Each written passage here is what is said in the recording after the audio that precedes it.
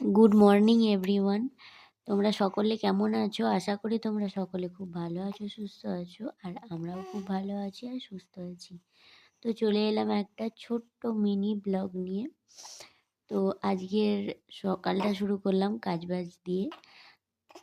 এত সকাল সকাল আমি উঠি না, আজকে উঠেছি। তার কারণটা হচ্ছে হাজব্যান্ড গেছে ট্রেনিংয়ে 5টার সময়। তো আমি ভাবলাম শুয়ে আর কি করব, কাজবাজগুলো করে নিই। কাজ করতে করতে টাইমটা যে কিভাবে কেটে গেল।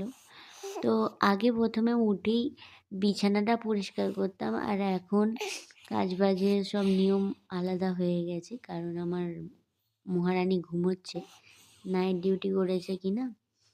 তো আমার কাজবাজ সব কমপ্লিট। দাঁড়াও বন্ধুরা, আর একটা জিনিস তোমাদের সঙ্গে শেয়ার করার আছে।